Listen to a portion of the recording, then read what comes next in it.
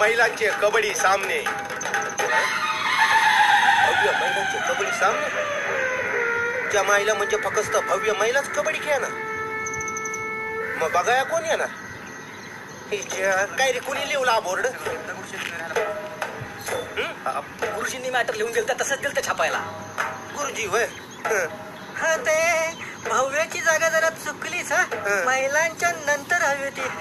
आता कर्मचारी तुम्ही कुठं काय लावायचं तुम्हाला काय कळणार? अगदी तसंच नाही. मग कसं पोरानो भंकस लय झाली. मला सांगा काम झाली की नाही? किती विट्री झाल्यात? आतापर्यंत 12 म्हणजे लय झाले की. पण बाई अंपायरचं काय करायचं? आपल्याच गावची ठेवायचे. याचा भाव आहे ना माझी. दादा गेला की पाठवर कवा हप्ता झाला. निरोप आलता तिकडून गेला लागा जायला यावेळेस भेटून नाही गेला. मला बी त्याच्या लग्नाला जाता नाही आलं. काय झालं मुंबईवरनं आदेश आला. तातडीनं जावं लागलं. सरपंचाची कार्यशाळा होती ना. पंचायतचं काय राखी तू ये आणि दुसरे गुरुजी राहतील. मग मला काय कळतंय कबड्डीतलं?